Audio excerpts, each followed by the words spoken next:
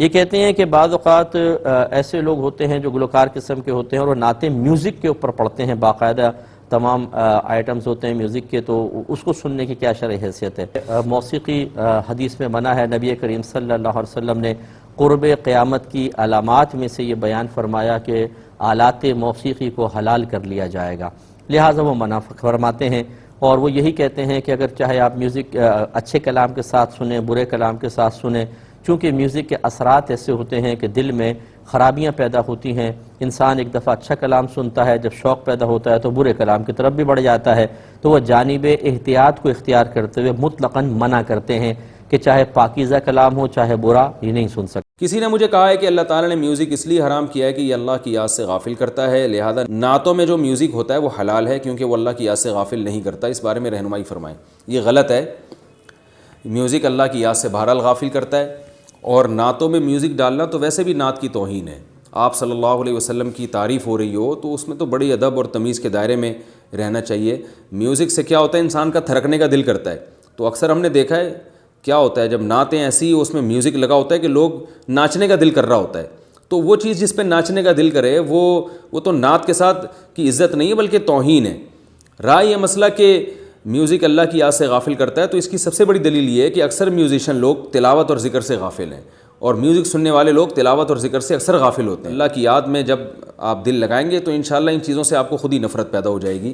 اور خود ہی بات سمجھ میں آ جائے گی کہ میوزک کیسے اللہ کی یاد سے انسان کو غافل کرے۔ اگر کوئی چیز آپ سن سکتے ہیں، جہاں تک سننے کا معاملہ ہے، جو نبی اکرم صلی اللہ علیہ وسلم سے ملتا ہے وہ یہ کہ ایک انسان ترانے سن سکتا ہے، وہ ترانہ جس میں کفر اور شرک نہ ہو اور اس میں اچھی باتیں یا نیکی کی طرف ابھارا جا رہا ہو، سمجھ رہے، ایسے ترانے سنے جا سکتے ہیں۔ نبی اکرم صلی اللہ علیہ وسلم کے زمانے میں انصار کی بچیوں نے ترانے گائے اور نبی اکرم صلی اللہ علیہ وسلم نے اس کو سنا، ترانہ سمجھتے نا، کوئی نظم، یہ پڑھ سکتے۔ اسی طرح نبی اکرم صلی اللہ علیہ وسلم نے اس کو پسند کیا کہ آپ کے سامنے آپ کی تعریف یا اللہ کی حمد و ثنا شاعری کی شکل میں کی جائے، اور آپ نے اس کو پسند کیا۔ جیسا کہ شاعر تھے حسان ابن ثابت رضی اللہ عنہ، جو شاعر رسول کہلاتے ہیں، انہوں نے نبی اکرم صلی اللہ علیہ وسلم کے زمانے میں آپ کے سامنے آپ کی تعریف کی اور اللہ کی حمد و ثنا میں اشعار لکھے، اور ان اشعار کو اللہ کے رسول صلی اللہ علیہ وسلم نے سنا، تو پتہ چلا نبی کی شان میں جس کو نعت بولتے ہیں اور رب کی شان میں جس کو حمد و ثنا بولتے ہیں، ٹھیک، ایسے ترانے، ایسی نظمیں، ایسے اشعار پڑھنا بھی جائز ہے۔ پڑھنا جائز ہے تو سننا بھی جائز ہے۔ تو کیا کیا سن سکتے ہیں آپ؟ اچھے ترانے جس میں حرام کوئی چیز نہ ہو، حرام چیز ہو، میوزک اور کفریہ کلمات یا ایسے جملے جو خامخواہ انسان کی شہوت کو جگاتے ہو، سمجھیں، ایسے اگر نہ ہو، بالکل آپ اچھے جملے، اچھی باتیں سن سکتے ہیں۔ دوسرا، آپ اشعار، غزلیں، نظمیں، وہ جو اللہ کے رسول صلی اللہ علیہ وسلم کی تعریف میں یا اللہ رب العزت کی حمد و ثنا میں یا اس کی تعریف میں، بالکل آپ سن سکتے، سنا سکتے، کوئی آپ کو سنا سکتا، آپ لکھ بھی سکتے اور آپ سنا بھی سکتے، یہ ہوگی بات طے۔ لیکن آپ کا جو سوال ہے، آج کل کے دور میں جو گانے ہیں، ظاہر سی بات ہے اس میں سب سے بڑی قباحت، اگر اس میں نظمیں ہیں جو واقع میں صحیح ہیں، زمین آسمان کی تعریف میں، اللہ کی تعریف میں، تو اس کی سب سے بڑی قباحت اس کی میوزک ہے۔ جملے اب بعد میں ہوں گے، سیکنڈری فیز ہے، لیکن فرسٹ میوزک سب سے بڑی قباحت، کیونکہ جو میوزک اس میں ہوتی ہے نا، تو میوزک آلات، میوزیکل انسٹرومنٹس میں اگر کوئی چیز ہم بجا سکتے ہیں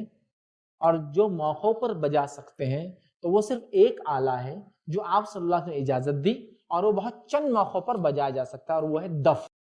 دف ایک آلہ ہوتا ہے، بجانے کا انسٹرومنٹ ہوتا ہے، جو ایک سائڈ سے، جس کو لیدر وغیرہ یا جو بھی بولے کوٹنگ ہوتی ہے، اگلی طرف سے کھلا ہوتا ہے، ڈھول جیسا نہیں ہوتا کہ دونوں طرف سے ہو، کھلا ہوتا ہے، تھوڑا سا بڑا ہوتا ہے، اور اس کو ایک ہاتھ سے بجایا جاتا ہے۔ دف بجانے کی اجازت ہے کہاں کہاں؟ پہلا، شادی کے موقع پر، نبی اکرم صلی اللہ علیہ وسلم نے کچھ بچیوں کو شادی کے موقع پر دف بجاتے سنا اور آپ نے خاموشی اختیار کی، شادی پر۔ دوسرا، اگر کوئی منت مانگ لے، نظر مانگ لے، تو دف بجا سکتا ہے۔ نبی اکرم صلی اللہ علیہ وسلم سے خاتون آئی، کہا میں نے ایک نظر مانگی تھی کہ اس کے سر پہ دف بجاؤں گی، نظر، تو کہا آپ نظر مانگی تھی تو پورا کر لے، تو پورا کرا دیا گیا، یہ ہے۔ لیکن دف کے ساتھ ناچنا،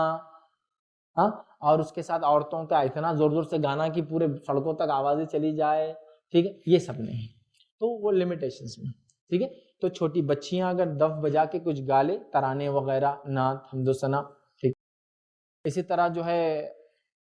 کسی نے نظر مانگ لی ہو تو ایک الگ بات ہے، لیکن اس کے علاوہ آپ نظمیں وغیرہ اللہ کی شان میں، اس کی حمد و ثنا میں، نبی کی شان میں، یا اچھے ترانے جو مسلمانوں کو، قوم کو، نوجوانوں کو ابھارتے ہو، اچھے اشعار، یہ پڑھ سکتے ہیں۔ لیکن آج جو مسئلہ ہے سب سے بڑا مطلب آپ کو خبر، چیز اگر اچھی بھی ہے تو میوزک اس کو خراب کر دیتی۔ تو آپ میوزیکل انسٹرومنٹ کے معاملے میں سے ایک میوزیکل انسٹرومنٹ ہے دف، وہ بجا سکتے ہیں، وہ بھی اس کے موقع میں نے کہاں کا وہ آپ کو بتا دیا، ٹھیک ہے، یہ آپ کر سکتے ہیں،